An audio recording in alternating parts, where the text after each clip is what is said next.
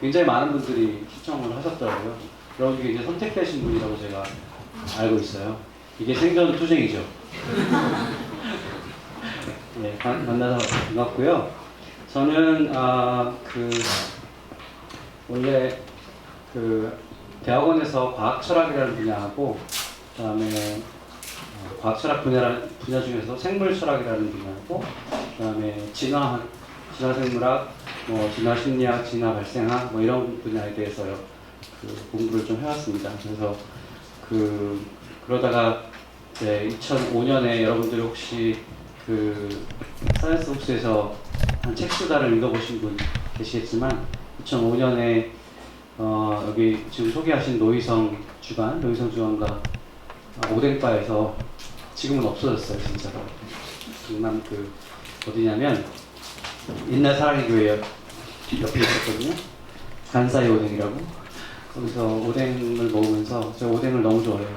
오뎅을 먹으면서 이제 종회기원을 제대로 번역할 때가 됐고, 2009년이 꼭 번역해야 될 때니까, 다 알고 있죠. 2009년은 1809년에 다윈이 태어났고 59년에 종회기원 썼으니까 2009년은 정말 다윈이 대박나는 해거든요. 그죠? 다윈 탄생 200주기, 종회기원 출간 150주기니까 딱 50세에 마스터피스를 썼어요. 그러니까 그것도 되게 신기하더라고요. 그때 냈어야 되는데, 고백하자면 아시는 분도 계시겠지만, 제가 그때 막 박사 졸업하고 정말 이 정글에서 어떻게 살아남아야 되나 정말 투쟁하고 있을 때거든요. 또 많은 사람들이 다윈 포럼을 했던 분들이 다 그런 입장이었어요. 그래서 사실은 그걸 마무리할 수 있는 시간이 없었습니다. 그러니까 그걸 할 수 있는, 번역이라는 것은 엉덩이를 붙이고 얼마나 오랫동안 싸우는가 하는 문제인데, 정직한 거거든요. 그래서 그게 참 어려웠어요. 그래서 한동안 못하고, 또 대학에 자리 잡고, 또 한동안 못하고, 또 하다가 또 안 되고, 그러다가 결국에는 한 2년 전쯤에 이거를 다 넘겼고, 그래서 결국 이제 이렇게 나오게 됐습니다. 여러분들 많이 기다리신 분들이 꽤 많은 걸로 제가 알고 있어요. 이 자리를 빌어서 너무 감사하게 생각하고 있고요. 또 죄송스럽게 생각하고 있습니다. 어쨌든 책이 나왔으니까 오늘은 그런 축하의 자리이기도 하면서, 동시에 또 이 책이 얼마나 중요한가, 왜 궁극의 책이라고 할 수 있는가, 그 얘기를 조금 말씀드리려고 합니다. 네, 오늘 제가 이런 순서로 좀 말씀을 드리려고 해요. 저는 다윈의 인생을 보면서 언제가 정말 한번 깊게 이 사람의 인생을 저 스스로 연구하고, 깊게 연구하고, 그리고 한 평전을 나도 한번 써보고 싶다고 생각이 들 정도로 매우 매력적인 인물입니다.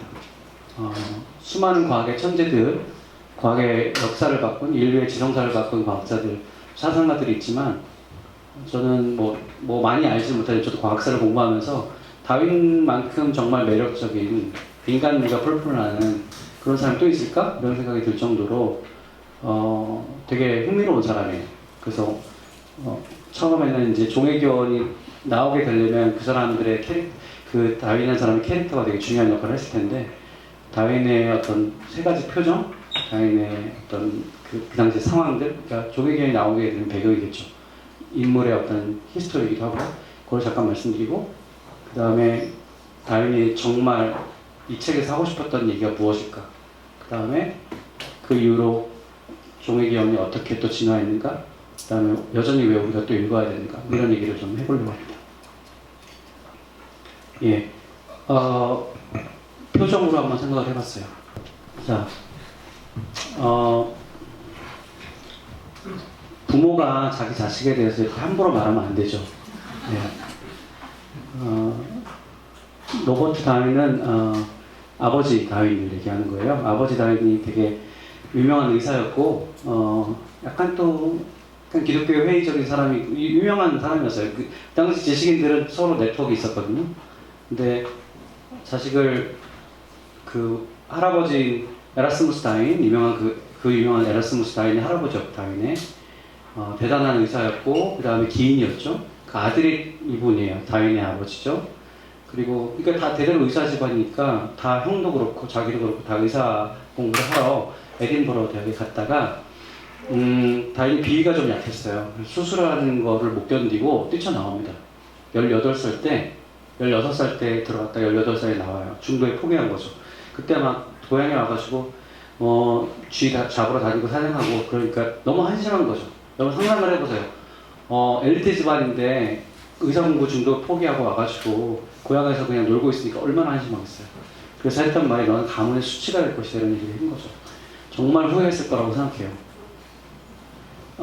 첫 번째는 다윈은 어쨌든 모험가였다라는 말씀을 드리고 싶습니다. 이게 무슨 말이냐면 다윈이 비그로를 탔죠. 그럼 비그로를 몇 년 탄 것 같으세요? 많은 분들이 다윈 생각하면 비그로 항해를 생각하니까 뭐 한 몇십 년? 몇십 년은 아니겠지만 어쨌든 딱 4년 10개월 탔어요. 그리고 한 번도 영국 밖을 나가보지 않았어요. 예. 그러니까 다윈 그 당시에 비그로를 타고 남미, 그다음 호주 뭐 이런 데 가가지고 일단 이제 루트를 보겠지만 모험을 하고 싶은 사람이긴 했어요. 그래서 어떻게 타게 되는지 되게 재밌는데요. 원래는 탈 그런 상황이 아니었습니다. 근데 원래는 이제 그 에딘버러 대학에서 다시 돌아와서 고향에서 놀다가 아버지가 권유를 하죠. 그냥 너 신학대학이나 가라. 그래가지고 신학대학을 갑니다. 왜냐하면 의사 다음에 목사가 그래도 번듯한 집안에 그 가풍을 잇는 거니까요. 그래서 케임브리지 대학의 신학과에 가요. 엘리트 집안이었기 때문에 케임브리지 대학 신학과는 갔나 봐요. 가서 공부를 했는데 사실은 마음은 신학을 하고 싶은 생각은 없었고 그 내추럴 히스토리라고 하죠. 박물학, 자연사학이라고 할 수 있는 그 분류하고 뭐 이렇게 탐구하고 이런 것들, 자연에 대한 탐구, 동식물에 대한 탐구 이런 것들을 그런 수업들을 주로 들었어요. 그 수업 중에서 헨슬로우라는 교수가 있었는데 원래 비그로를 피트로이 선장이라는 사람이 비그로를 타고 지도를 잘 그리기 위해서 그 항해를 시작하려고 하는데 원래 의사 역할도 해주면서 선장의 말번 역할을 해줄 사람이 필요했거든요. 원래 다윈이 원래 타려고 했던 건 아니고요. 원래 타기로 했던 사람이 있었는데 며칠 전에 못 타겠다고 앉은 거예요. 그래서 이 헨슬로우 교수한테 이 피트로이 선장이 SOS를 칩니다. 혹시 네 학생 중에 네가 아는 애들 중에 이런 거 잘할 만한 사람이 있으면 나한테 보내달라. 다윈한테 얘기하니까 다윈은 정말 너무너무 기뻤죠. 기뻐서 가려고 하니까 허락을 받아야 돼서 아버지한테 얘기를 했더니 아버지가 절대로 안 된다. 무슨 배 타면 거의 다 죽어나가는데 너 무슨 그런 생각 하지 마라. 그 대신 내가 정말로 신뢰할 만한 사람이 널 추천해주면 내가 보내줄게. 그 사람이 누구냐면 다윈의 외삼촌이었어요. 나중에는 다윈의 장인이 되죠. 네. 외사촌과 결혼하거든요. 그러니까 그래서 이 비그로를 결국에는 하게 됩니다. 근데 그 외삼촌이 뭐라고 추천사를 써주냐면 이렇게 써져요. 비그로를 타는 게 위험하긴 한데 장차 목사가 되는데 큰 커리어에 도움이 될 것이다. 그 편지가 남아있어요. 그래서 어쨌든 탑니다. 근데 우리가 비그로 생각하면 굉장히 크루즈처럼 생각하지만 사실 그런 거 아니고요. 그냥 여기서 저기 정도예요. 27m 되는 길이에요. 그러니까 얼마나 복잡하겠어요. 뭐 풍토병도 돌면 다 죽어나가고 실제로 한번 배를 타면 반 이상이 죽어서 못 옵니다. 되게 위험한 일을 한 거예요. 그리고 실제로 다윈도 거기서 큰 병을 얻습니다. 나중에 평생 고생하는데 그래서 온갖 치료를 다 받아요. 다윈이 나중에 이제 약간 신경질도 많이 부르는데 그게 아마 그때 풍토병 영향이었다고 얘기하죠. 자, 이렇게 해서 여기 플리머스 항구부터 시작해서 쭉 돌아가시고 4년 10개월의 여행을 합니다. 여러분 잘 아시는 그러다가 갈라파고스 군도를 가죠.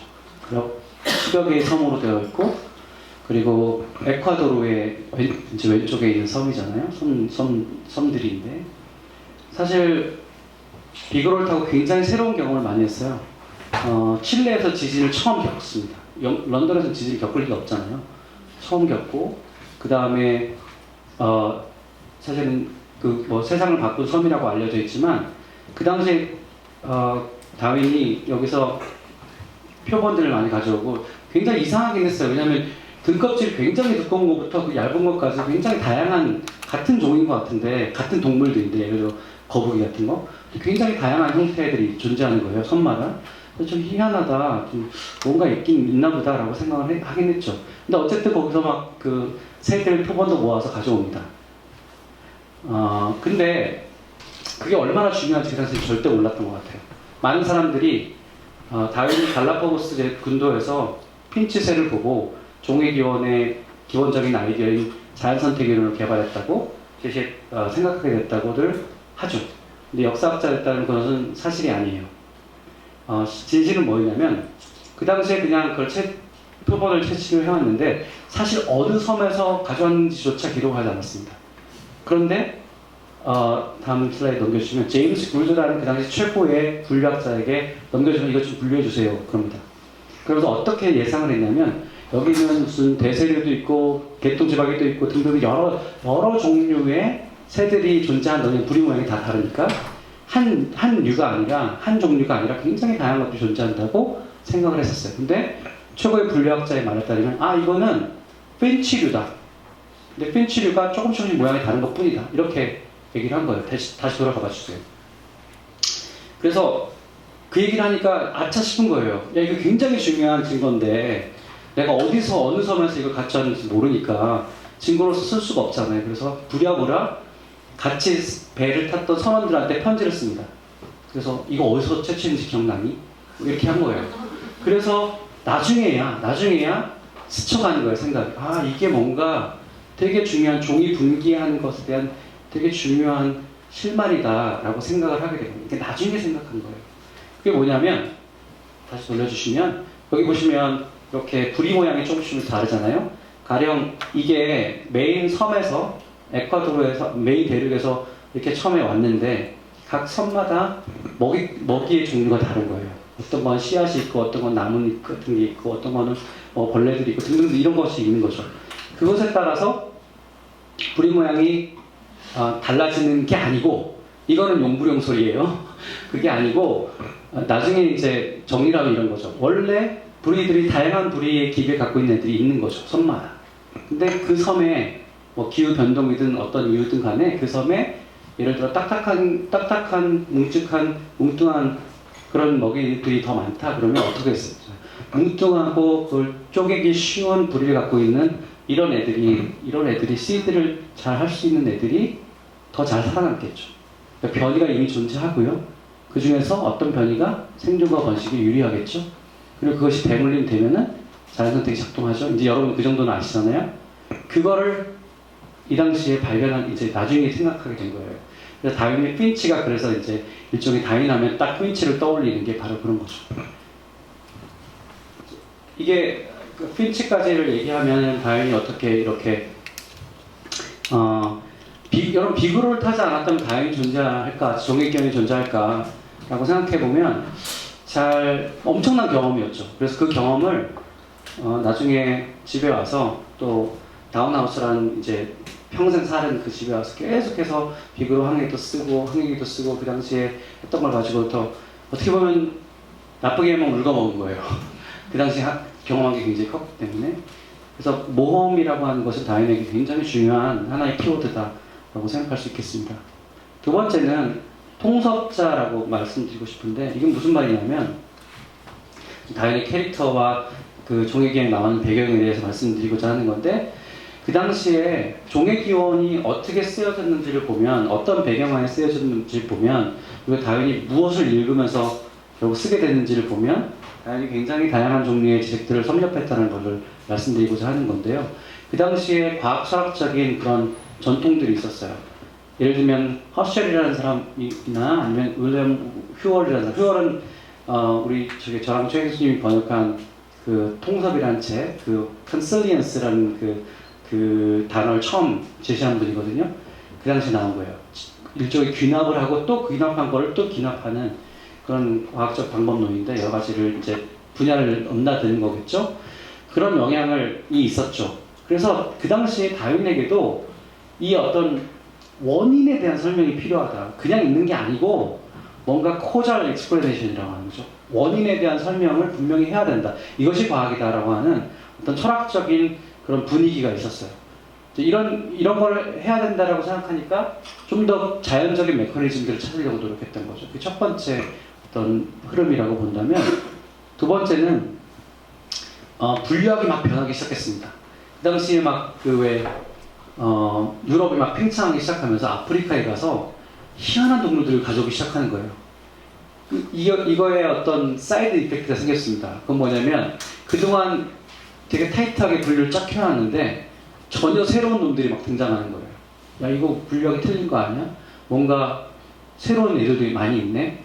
못 보던 기이한 놈들 많네? 그래서 동물원이 한창 유행이면서 동시에 분류학자들이 당혹스럽게 시작했죠. 그러니까 얼마나 다양하고 우리가 모르는 세계가 있었다는 걸 알게 된 거죠. 그런 어떤 흐름도 있었고요. 또 한 가지는 이게 비퐁이라는 사람인데요. 해부학자 뭐라고 할 수 있고 화석도 했고, 그 다음에 이 사람은 퀴비에라는 사람인데, 이런 사람들이 이제 화석이 어떻게 생기는지, 그 다음에 이제 해부를 해보고 여러 동물들이 어떻게 연결되어 있는지, 그래서 뭐 이런 아키타입이라든가 이런 여러 가지 개념들을 만들게 됩니다. 그러니까 그냥 동물들 쭉 보면 다 다른 것처럼 보이지만 해부를 해보니까 뼈가 비슷비슷하잖아요. 그래서 그걸 분류하기 시작하고 관계를 따지기 시작해요. 그러면서 종을 나누는 데도 되게 중요한 그런 자원으로 쓰입니다. 예를 들어 퀴베 같은 사람은 한편으로 진화를 반대하는 사람이라고도 할 수 있지만, 또 한편으로는 이 멸종이라는 거가 되게 중요하다. 근데 이게 굉장히 뜨거운 남자예요. 만약에 신이 이 자연계를 창조했다고 생각해보세요. 근데 멸종이라는 건 되게 이해하기 어렵잖아요. 완벽하게 만들었는데, 혹은 신의 형상대로 뭔가를 만들고 또 뭔가 보기 좋으라고 뭔가를 만들었는데 왜 만들어 놓고 결국 폐기당하지? 라고 하는 생각을 할 수 있잖아요. 그래서 뭔가 설명이 필요한 그러한 그러니까 어떤 그동안 그 당시에, 적어도 그 당시에 창조론에 대한 그 문제 제기도 있었던 거죠. 그 다음에 지질학에도 큰 영향을 받습니다. 사실 다윈이 제일 좋아했던 사람이에요. 과학자 중에서. 자기의 어떤 멘토 같은 사람이었어요. 나중에 다윈이 공경을 겪을 때, 다시 말해서 자기 아이디어보다 더 먼저 아이디어를 냈다고 생각되는 이제 월리스라는 사람, 여러분 이제 아실 텐데, 그 월리스라는 사람한 이 편지를 보냈을 때 그걸 수습해 준 사람이기도 해요. 근데 그냥 인간적인 멘토뿐만 아니라 다윈이 실제로 고백했어요. 내 머리의 반은 라일에 돈 곳이다. 그리고 실제로 비그로를 탔을 때 가장 기뻤던 일이 뭐냐고 얘기했을 때, 그 지질학 원리 2권을 우편으로 받았을 때 라고 했을 정도로 굉장히 큰 영향을 줬던 사람이에요.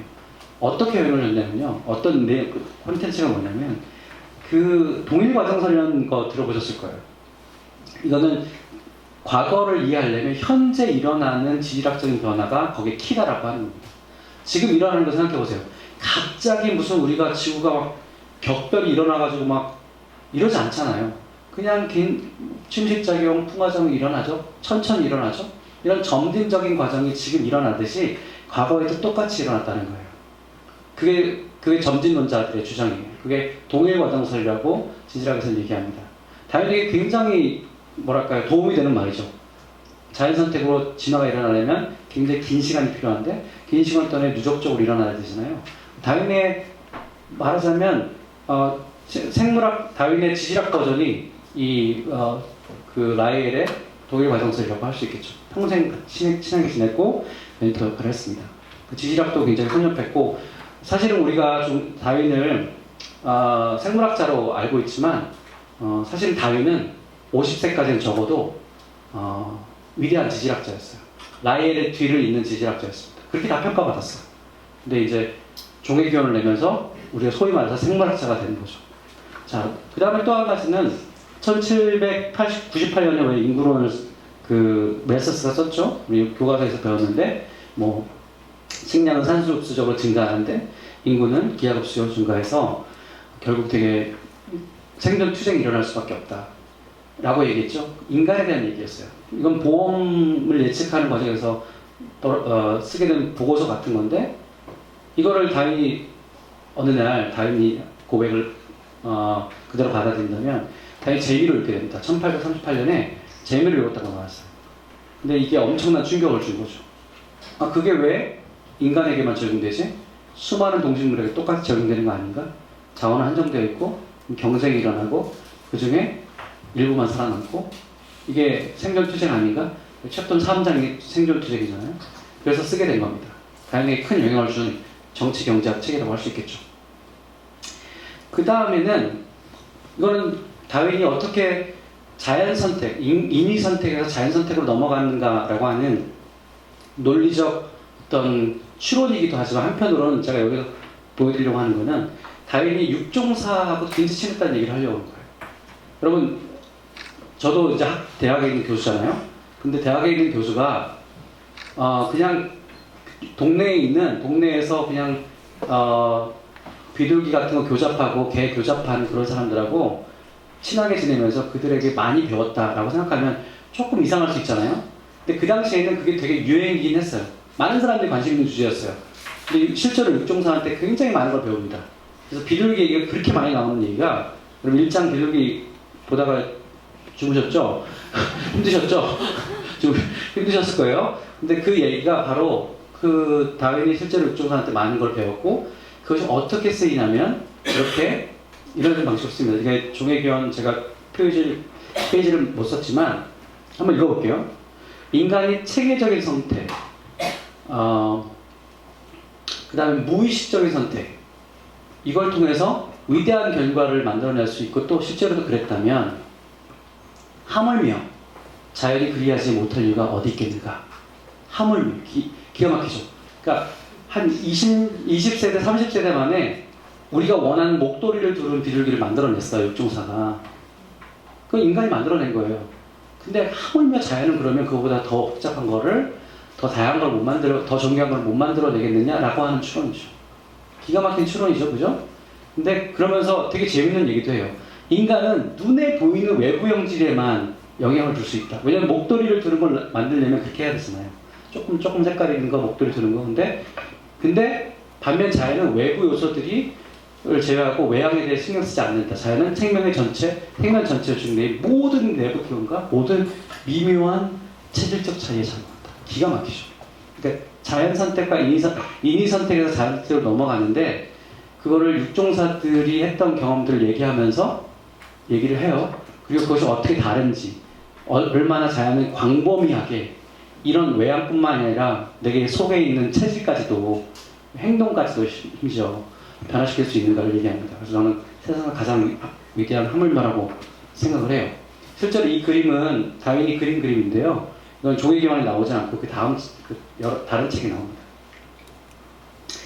자, 그래서 종회견이 나오기까지를 이렇게 보면 1937년 말까지 자연선택 메커니즘을 생각하게 됐고요. 근데 20년 동안, 왜냐면 1859년이 거의 20년 후잖아요. 20년 동안 발표를 하지 않았어요. 그 얘기도 좀 이따 할 텐데, 근데 여기서 이제 중요한 사건이 46년부터 54년까지 이 따개비라고 하는 미물을 연구하게 됩니다.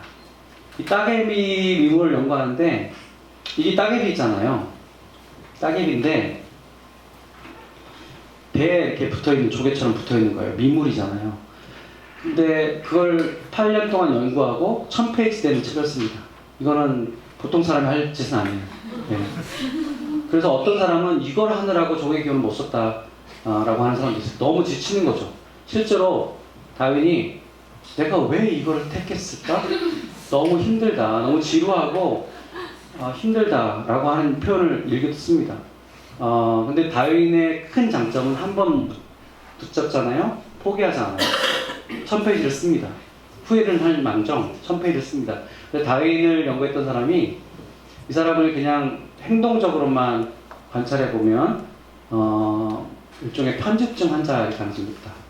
한번 붙들면 끝까지 가는 거예요. 그래서 지금도 따개비에 대한 연구는 전 세계에서 다윈이 최고입니다. 네. 어떻게 1000페이지를 쓸 수 있겠어요? 자, 그러던 어느 날, 1858년 어느 날 중요한 사건이 벌어지는데, 그걸 저는 다윈이 굉장히 뭐랄까요, 활발한 커뮤니케이터다라고 하는 얘기로 이제 풀어가 보려고 해요.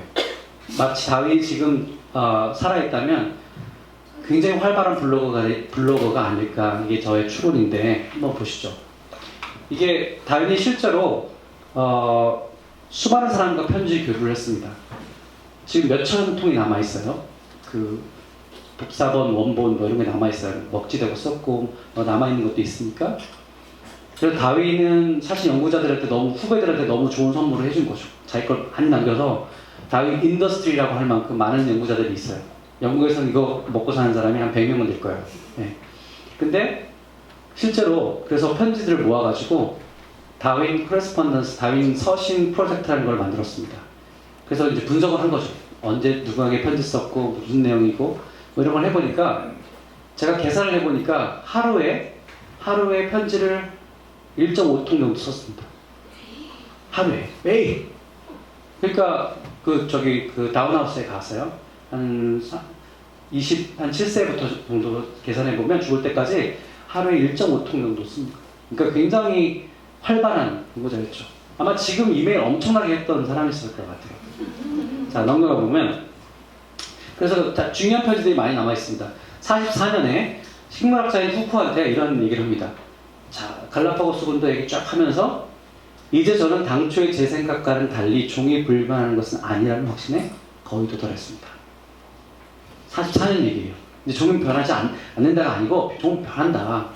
그러면서 마치 살인을 자극하는 것 같군요. 이런 얘기를 했습니다. 그리고 더 재밌어요, 밑에가. 당신은 저를 한심스럽게 볼 겁니다. 이런 사람에게 여태 편지를 쓰고 시간을 내줬다니. 이런 자기가 막 스스로 남에게 빙의해서 하는 게 되게 많아요. 이따가 보여드릴게요. 되게 정겨워요. 자, 근데 1858년에 정말 문제의 편지를 만나게 됩니다. 받게 되죠. 6월 18일 날 알프레드 러셀 월레스라는 인도네시아 말레이 이쪽 군도에서 그 표본을 만들어서 영국 런던에 있는 지식인들한테 팔아가지고 생계를 유지하던 망했던 그 변호사집 자제예요. 그 아마추어 강물학자였죠. 다윈보다 한 연배가 한 10살 정도 밑에였고요. 되게 똑똑한 사람이었어요. 그 사람이 다윈에게 편지를 썼는데, 편지를 쓰면서 다윈 선생님, 제가 종에 대해서 아이디어가 생겨서 이 논문을 하나 썼는데 12페이지짜리 논문입니다. 썼는데 한번 읽어봐 주시고 말이 된다 그러시면 학회에 추천을 해주시고, 그렇지 않으면 없는 걸로 해주세요. 이게 그의 편지였어요. 자, 다윈이 실제로 저 상상을 하고 그린 겁니다. 다윈이 이렇게 월레스 내가 하고 싶은 말을 다 써버렸네. 뭐 이렇게 한 거죠. 실제로 이게 정말 그런지는 모르겠지만 역사학자들에 따르면 다윈이 그 편지를 읽고 낯빛이 엄청 변했다는 거예요. 그래가지고 자기 방으로 들어가서 한참 동안 나오지 않았는데, 그래서 그 부인이 엠마가 두드리면서 여보 무슨 일이에요? 그랬더니 대답이 없어서 이렇게 엿들어 보니까 흐느끼는 소리가 들었다는 거죠. 그래서 나와가지고, 이건 굉장히 드라마타이즈 된 것 같아요, 그죠? 나와서 이제 물어보는 거죠. 당신 왜 그러냐고, 편지에 무슨 내용이 있길래. 그랬더니 내 인생 끝났다. 왜냐하면 내가 이 편지를 안 받았다 그러면 나는 사기꾼이고, 받았다 그러면 나는 두 번째 사람이 되는 거다. 내 학문적 인생이 끝났다. 그러면 정말 너무너무 슬퍼했다는 거예요. 이게 편지 때문에 벌어진 일이고, 큰일 났어요. 잠깐 그 전 페이지 넘겨주시면 58년 6월 18일, 그 다음에 58년이겠죠. 네. 58년 7월 1일 날 이런 일이 있었습니다. 그러니까 다윈이 큰일 났다라고 하고 친구들이 늘 그 집에 놀러 왔거든요. 뭐 그 친구랑은 유명한 사람이었는데, 예를 들면 후커라든가 조셉 후커, 아주 위대한 생물학자죠. 그 다음에 토마스 헉슬리, 여러분 아시죠? 헉슬리, 다윈을 대신해서 싸웠던 논쟁가, 다윈의 불독이라는 별명을 갖고 있는. 그 다음에 누구죠? 찰스 라이 같은 이런 사람들이었어요. 이런 사람들이 와서 다윈 왜 그래 그랬더니, 찰스 왜 그랬겠죠? 왜 그래 그랬더니 이러이러해서 나 큰일 났어. 그랬더니 잠깐만, 그때 네가 44년에 썼다는 논문 있잖아. 그리고 나한테 후커가 얘기하는 거야. 나한테 그때 보낸 그 편지 있잖아. 그 편지 내용과 똑같은데, 논리가 똑같은데, 월리스라는 사람이 했던 중요한 문장들이 다 너도 똑같이 있는데, 그럼 그 두 개 합해서 논문을 발표하면 어때? 라고 제안을 한 거예요. 그래서 실제로 58년 7월 1일 날 학교에서 발표를 하는데 다윈도 못 왔어요. 다윈은 아들이 죽어서 못 왔고 장례식 때문에. 그 다음에 심지어는 월리스도 오지 못했습니다. 월리스는 그 발표가 있은 다음에 3일 후에야 그 편지를 받아요. 그러니까 배달 사고가 난 거예요. 네. 이런 일이 가끔 있나 봐요. 되게 제가 월리스라면 정말 뭐랄까 화가 났겠죠. 왜 내 허락도 없이 공동 발표를 하냐. 아마 더 민감했던 사람이라면 소송을 걸었을지 모르죠. 내가 먼저다 이렇게. 근데 월리스는 평생 다윈을 추켜세웠던 분이에요. 되게 이타적인 과학자인데, 이런 과학자는 사실 거의 없다고 보시면 돼요. 과학자들은 여러분 이타적인 사람들이 아니에요. 과학은 독창성을 정말 중요하다고 생각하는 사람들의 집단이에요. 내가 먼저 했다는 거를 누구보다도 강조하고 싶은 사람들이에요. 그러니까 논문에 누가 먼저 썼느냐가 중요하고, 그래서 노벨상은 먼저 쓴 사람에게 돌아가잖아요. 뭐 여러분 잘 아시는 뉴턴이라든가 뉴턴과 라이프니츠의 그 미적분학을 누가 먼저 시작했냐 가지고 엄청난 공방을 했고 제자들까지 싸웠잖아요.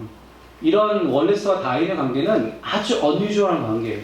되게 이타적인 관계죠. 어쨌든 다윈도 평생 월리스를 돌봐줬고, 월리스는 당신이 태양이시고 내가 그 밑에 있습니다. 그래서 다윈's moon, 다윈의 달이라고 하는 별명이 있을 정도로 그런 사람이었어요. 그러니까 여러분이 지금 이 자리에서 월리스라는 사람의 이름을 처음 들었다면 좀 기억해 주세요. 이 사람이 공동 1등이에요, 사실. 우리 다윈만 기억하지만 사실은 공동 1등이라고 볼 수 있어요. 근데 그래서 이제 1858년에 그렇게 공동 논문을 발표하고 이제 두 사람은 오진 않았지만, 그때부터 이제 다윈이 집회에 들어갑니다. 집회에 들어가서 1년 동안 거의 1년 조금 더 쓴 게 바로 종의 기원이죠. 근데 그러면 왜 월리스가 편지를 보내기 전까지는 그럼 다윈이 뭐 하고 있었냐? 아까 1838년에 이미 종의 기원에 대한 아이디어가 있었잖아요. 그리고 이미 뭔가 써놨잖아요. 왜 발표를 안 했느냐? 이것도 굉장히 역사학자들이 재밌는 주제 중에 하나예요. 그걸 조금 살펴볼게요. 왜 발표를 미뤘는가? 가능한 대답들. 너무 혁명적이어서 사람들이 충격받을까봐. 나도 자신도 충격적이어서. 두 번째는 종교적 이유 때문에. 뭐 비슷한 말이긴 하지만 꼭 같지는 않죠. 종교적 이유. 종이 변한다라고 하는 꼭 종교적 이유가 아닐 수도 있으니까요. 종은 변하고 그 메커니즘 제시해서 되게 혁명적이죠. 이건 종교적 이유. 그렇게 얘기하는 순간 그 당시에 기독교에 위배되니까.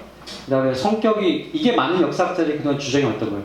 원래 소심하고 완벽주의고, 그래서 모든 것이 다 완비되기 전까지는 발표를 안 한다. 이게 다윈에 대한 사람들의 심리 분석이었어요. 자, 이게 요즘 이제 무너지기 시작합니다. 발표 시기를 놓쳐서 다른 이유 때문에 이제 이 얘기를 하려고 해요. 4번 연구가 많이 지금 진행되고 있는데, 다윈은 이미 준비하고 있었다는 겁니다. 1837년에 종의 사실은 변화에 대해서 트랜스뮤테이션을 제가 뭐라고 보여드렸겠다. 종의 변환에 대해서 트랜스뮤테이션에 대해서 이야기하기 시작했고, 근데 노트 A가 있죠. 이게 무슨 말이냐면 지금 여러분 몰스킨 같은 노트를 만들어요, 다윈이. 그래서 부인하고 이런 얘기를 했었거든요, 처음에. 근데 부인이 화들짝 놀라고 걱정을 하기 시작합니다. 당신이 그런 생각하는 거 난 원하지 않아요. 내가 당신의 영혼을 위해서 기도하겠습니다. 그러니까 다윈이 되게 상처를 받아요. 부인하고는 얘기하면 안 되겠구나. 그리고 비밀 노트를 만들어요. ABC들을 쭉 가거든요. 그 노트만 분석해서 박사학위 받는 사람도 있어요. 근데 어쨌든 여기서부터 쓰기 시작했잖아요. 스케치도 쓰기 시작했고 44년에 썼어요. 그러니까 뭔가 계속 준비하고 있었어요. 소심했던 사람이 아닙니다. 자, 그리고 비밀 노트 여기 보세요. 지금 이게 다윈 그 텍스트 이제 다 분석해서 혹은 다 스캔해가지고 올려놓은 그런 홈페이지들이 있거든요. 노트가 A, B, C도 쫙 있죠, 그죠? 분석합니다. 그 다음에 보면 이게 실제로 B 노트 B예요. 있어요, 실물이. 여기 보면 종의 변화에 대해서 적기 시작하는데 생명에 대한 생명의 나무에 대한 아이디어가 1838년 정도인데 있죠. I think라고 돼 있고 이게 종이 분기하는 거잖아요, 그죠? 근데 이렇게 했습니다. 생명의 나무에 대한 아이디어를 최초로 스케치하고 나서 하늘은 이 그림이 자연에 부합된다는 것을 안다. 찰스여, 너무 성급하게 굴지 말라. 신중하기를. 자기 자신에게 독백하는 거예요. 이런 게 너무 많아요. 자, 노트 C도 보면 다른 종으로 변할 수 있고 전체 장막이 흘러내리고 막 무너진다는 거죠. 인간도 예의가 아니고 내 이론은 대담한 것이다. 세 가지 원리가 모두 설명한다. 쫙 얘기하고 있고 보세요. 이 형이상학적 문제를 노트 N에서 다루는데 개가 의식이 있을까? 신에 대한 사랑은 두뇌 작용의 산물 아닌가? 굉장히 현대적인 얘기죠. 요즘 뇌과학이 하는 얘기거든요. 오, 이런 유물론자요. 너무 귀엽지 않습니까? 종교적 이유 때문에 아까 얘기했지만 찰스 엠마에게 그런 고백을 하고 또 실망하는 걸 보니까 부인을 실망시키면 안 되겠다 생각을 했던 거죠. 또 성격이 신중했다는 얘기는 이런 거예요. 따개비 8년간 연구하면서 생물학자로서 실력을 쌓았다. 이거 뭐 보통 사람들이 하는 건 아니고 되게 완벽주의자가 하는 짓이죠. 그 다음에 내려고 하다가 로버트 체임버스가 이건 이제 창조의 흔적들이라는 책인데 이게 사실 진화론을 다루고 있어요. 근데 대박이 났어요. 엄청나게 팔렸는데 평단의 호평을 받습니다. 다윈이 되게 성격이 되게 꼼꼼하고 여려서 뭐라고 했지? 소심해서 평단이 뭐라고 하는 것에 너무 민감한 거예요. 그래서 큰일 났다. 내가 잘못 얘기했다가는 종이 변한다는 얘기를 아주 완벽하게 준비하지 않고 대충 했다가는 완전 혹평을 당했구나 라고 생각했다는 거죠. 그게 이제 이런 사람들의 생각이에요. 자, 또 보면 그러다가 최근의 연구는 뭐냐면 그게 아니라는 겁니다. 실제로는 발표하려고 하다가 악재들이 터져가지고 발표를 못했을 뿐이지 실제로는 정말 발표하고 싶었다는 거예요. 보면 스케치와는 또 다른 스케치를 그린 거 정도가 아니라 필사를 부탁하기도 합니다. 그 다음에 내가 갑자기 사망할 때 읽으라고 편지와 함께 논문 서랍에 보관해요. 그 다음에 출판할 마음으로 여러 사람을 만나서 컨설팅을 받습니다. 이거 보시면 그래서 결정적으로 이 체임버스 이 책이 혹평을 당하는 걸 보고 생각을 좀 접었을 뿐이고 이제 좀 나중에 내자 좀 더 그렇게 했을 뿐이지 사실은 발표 시기를 놓쳤다고 보는 게 맞다. 이 연구가 요즘 활발히 되고 있어요. 아마 그게 맞을 거예요. 예, 이게 최근의 연구예요. 여기서부터는 소설이에요. 그 당시에 루너 소사이티가 있었어요. 에라스무스 다윈, 그 당시가 아니라 그 할아버지가 있었던 다윈, 그 다음에 프리스틀리, 웨지우드는 본 차이나 만든 사람이에요. 벤자민 프랭클린 이런 사람들이 지식인 살롱이 있었거든요. 살롱에서 행성도 관찰하고 굉장히 과학적인 어떤 그 지식의 교류 장면에서도 정치에 대해서도 얘기하고 뭐 그런 아주 그냥 고준 담론을 펼치던 비밀 그룹이었어요. 루너 소사이어티라고 해서 이제 만월 회학 같은 거죠. 이게 소설이에요, 여러분? 네. 비밀 회원이었어요. 외계 유입소를 믿고 있었기 때문에 믿고 있어서 사실 종회기원보다 더 큰 거를 알고 있었다. 제가 사실은 다윈의 식탁이라는 책을 썼는데 그 책 후속작으로 다윈이 왜 20년 동안 종회기원을 발표하지 못했는가 소설을 쓰려고 했었거든요. 그때 아이디어예요.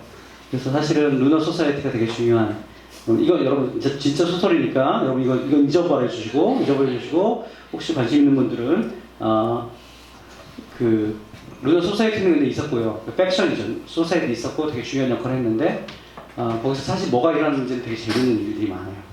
어쨌든 이게 그래서 지금 종회기원을 썼던 찰스 다윈의 어떤 캐릭터와 그 당시의 배경, 종회기원이 어떻게 나왔는지에 대해서 설명했는데 좀 길게 설명했습니다만 이게 재미없는 설명이죠. 보면 1809년에 태어났고, 그 다음에 쭉 보시면 지금 제가 설명했던 거죠. 비그로 탐사가 31년부터 36년까지 있었고, 지질학 원리기를 받았고, 갈라파고스 갔었고, 멜서스 인구론 정독했고, 웨트우드가 막내딸 엠마랑 결혼을 했고, 그 다음에 쭉 다운하우스로 가서 살기 시작했고, 종회기원 쭉 가다가 이제 50대 종회기원을 쓰게 되는 거죠. 그 다음에 보시면 다윈 3부작에 해당되는 이제 곧 우리 사이언스북스에 나오지만 인간의 유래 그 70년에 나왔죠. 그 다음에 인간과 동물의 감정 표현 70년에 나왔죠. 그래서 여기 보시면 제가 이걸 일부러 가져온 이유는 73세에 돌아가셨는데 그 전에 쓴 책을 보세요. 글씨가 잘 안 보이니까 제가 읽어드리면 지렁이의 작용에 대한 식생 토양 형성이에요. 저라면 정말 이렇지 않습니다. 제가 다윈이고 그 위대한 업적을 냈다고 하고 죽기 전에 1년 전에 쓴 책을 지렁이를 쓰겠어요? 그래서 제가 이걸 보고 다윈이 정말 훌륭한 분이다 라는 생각을 하게 됐어요. 자식하고 손자하고 같이 쓰거든요. 그러니까 얼마나 민물입니까, 지렁이도. 물론 토양을 바꾸는 거 굉장히 신기한 일인데 죽기 전에 자기가 저는 예를 들어 죽기 전에 책을 쓰라고 하면 뭐 예를 들어 이 우주에서 인간의 위치는 무엇인가 뭐 이런 거 썼을 것 같아요. 다윈 같으면. 그렇지 않고 정말 평생 연구와 실험을 멈추는 순간 내 인생이 끝났다라고 얘기했던 사람이에요. 굉장히 내추럴리스트죠. 그러면 정말로 자연학자라고 할 수 있습니다. 자, 다윈을 좀 이해하게 되셨나요, 여러분? 되게 매력적이지 않으세요? 제가 잘 설명을 못했나 본데. 근데 여러분, 다윈이 왜 이렇게 아직도 위험한 생각일까요? 이거는 할 얘기가 되게 많지만 슬라이드도 많이 가져왔죠. 저는 그냥 여러분들 정도면, 여기 왔을 정도면 다 어느 정도는 알고 있을 거라고 생각해서 아주 핵심적인 것만 말씀드려볼게요. 혁명가인 다윈의 모습이죠. 여러분, 갈릴레오가 다윈 중에 한번 투표를 해볼게요. 누가 더 위대한 것 같습니까? 여러분, 코페르니쿠스와 다윈이 비견되기도 하죠. 왜냐하면 코페르니쿠스는 지구가 중심이 아니라 태양이 중심이라는 생각을 했던 사람이잖아요. 그러니까 이 우주 속에 지구가 중심이 아니라는 아주 혁명적인 생각을 그 당시에 했던 사람이고, 그 다음에 다윈은 그 지구에 우리가 중심이 아니고 우리도 그냥 생명의 나무에 대롱대롱 매달려 있는 한 가지에 불과한 것이다 라고 얘기를 했던 사람이기 때문에 둘 다 되게 혁명적인 사상가이며 과학자라고 알려져 있죠. 뭐 갈릴레오도 마찬가지. 갈릴레오도 뭐 지동설을 주장해서 뭐 논란을 겪었잖아요. 다윈과 갈릴레오가 같이 비교되기도 하는데, 그 갈릴레오가 그 목성인가 그 달을 관측하는 망원경을 처음 만들었던 때가 또 2009년이 그게 500주년인가 그래요. 그래서 그때 투표를 했었어요. 실제로 뉴 사이언티스트에서 누가 더 이 인류의 어떤 그 토대를 통째로 흔들었냐. 결과는 어떨 것 같습니까? 여러분 어떻게 투표하시겠어요?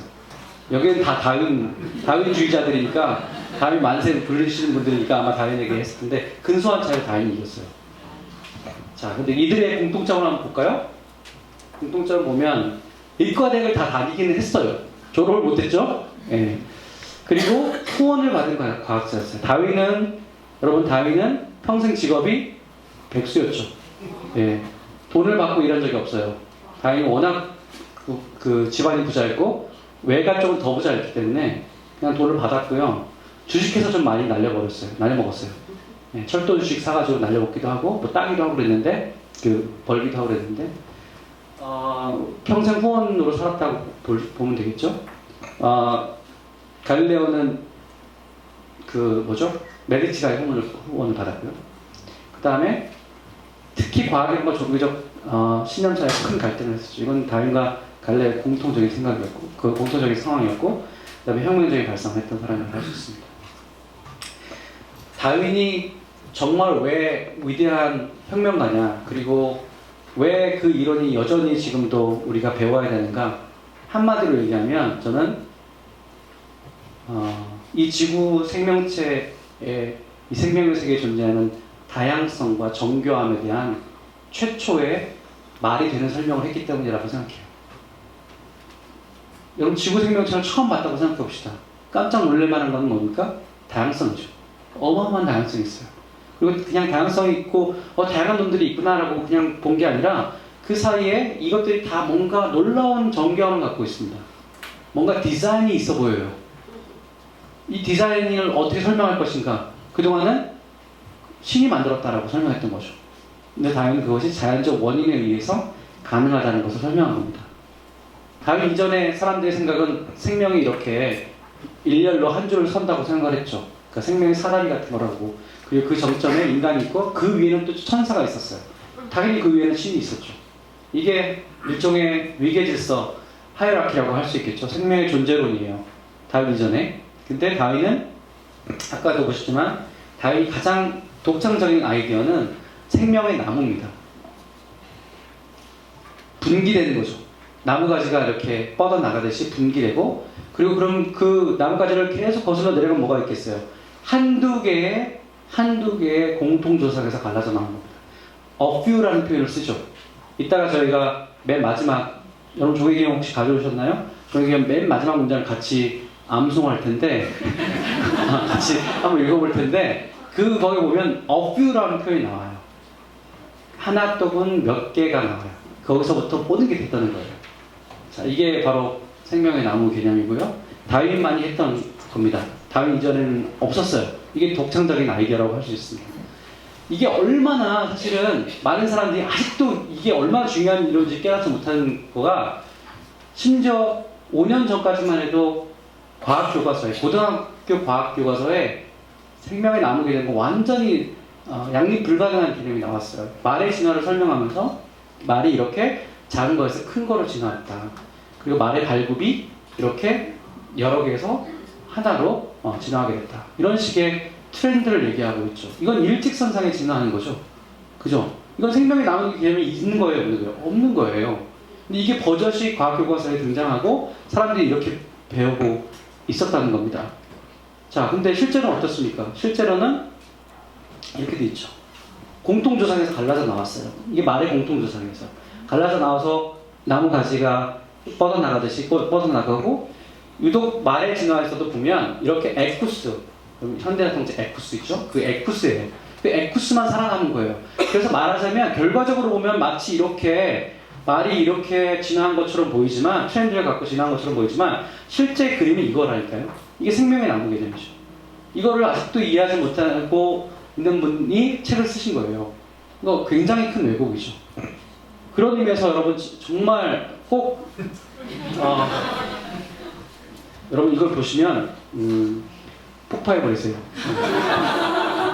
이건 말이 안 되는 거죠. 네. 인간 진화 이렇게 진화하지 않았죠, 그죠? 여러 가지 인간 진화의 호모 속의 진화도 보면 한 8종들이 이렇게 나무 가지를 뻗듯이 진화했었죠. 다양성을 설명하는 게, 그래서 그 다양성이 생명의 나무라고 하는 이런 패턴으로 진화했다는 것이 다윈이 우리에게 준 엄청난 선물인데, 독창적인 선물인데, 또 한 가지는 바로 그냥 그렇게 다양한 정도가 아니라 정교하다는 겁니다. 이걸 보세요. 이게 남아메리카의 여치잖아요. 코스타리카의 여치인데 이게 나뭇잎이 아니라니까요. 등판이라니까요. 그리고 등판을 새가 뜯어먹은 게 아니라 이렇게 생긴 거라니까요. 자, 이걸 보고 여러분 어떻게 설명하겠어요? 아, 하나님이 이렇게 정교한 놈을 만드셨다 라고 믿을 수 있죠. 그건 그냥 믿음이죠. 이건 설명은 아니에요. 근데 다윗 이전에는 그 하나님을 언급하지 않고는 설명할 길이 없었어요. 그래서 다윗이 최초로 지적인 설명을 하기 시작했다는 얘기를 하는 겁니다. 다윗은 이것이 어떻게 자연적인 원인으로 생길 수 있는지를 설명한 최초의 사람이죠. 이게 정교한 복잡한 기능이라면 인간의 눈 같은 것도 굉장히 복잡하고 정교한 기능으로 대표적으로 알려져 있죠. 다윗 시대 때 인간의 눈이 어떻게 진화했는가, 이게 굉장히 큰 질문이었어요. 그래서 그걸 설명합니다. 자연선택으로. 자, 그 설명하지 못했던 그 다윗 이전의 사람들은 이거를 그냥 시계를 봐라. 그럼 시계공이 있듯이 시계보다 더 복잡한 인간의 눈 같은 그런 복잡한 형질은 반드시 설계자가 있어야 될 것이다. 이렇게 믿었던 거죠. 말이 됩니다. 다윗 이전의 사람들이라면 다 그렇게 믿었어야 돼요. 그게 더 말이 됩니다. 다윗은 자연선택이라는 원리를 가지고 설명한 거죠. 변이가 존재하고 그 중에서 어떤 변이는 이 변이들을 보세요. 어떤 변이는 늑대가 출몰하는 환경에서 양들의 특성 중에서 튼튼한 다리를 갖고 있는 이 변이는 훨씬 더 생존과 번식에 유리하겠죠. 그러니까 변이들은 존재하는 그런 팩트예요. 이 변이들이 어떻게 존재하는가, 어떻게 나올 수 있는가, 이건 당연 시대에 몰랐습니다. 그래서 여러분들 챕터 5를 보시면 이 대물림과 관련된 건데, 유전과 관련된 건데, 이건 사실 다윈이 몰랐기 때문에 횡설수설해요. 네, 횡설수설해요. 그때는 지금은 우리가 많이 알고 있죠. 어떻게 유전자가 변이를 일으켜서 어떻게 새로운 것들이 나오게 되는가, 그런 돌연변이라든가 변이에 대한 연구들이 굉장히 많고, 그게 이제 유전학이나 발생학이라는 분야에서 하고 있는데, 그 당시에는 굉장히 그 지식이 한정되어 있었어요. 그러다 보니까 굉장히 이상한 얘기들이 많이 나오는데, 그건 차치하더라도 변이가 존재한다 쳐봐요. 다 변이들이잖아요. 여러분 다 다르잖아요. 다른데 어떤 그 다름은 그 다름 때문에 생존과 번식의 차이를 불러일으킵니다. 그게 바로 차별적 적합도라고 하는 거죠.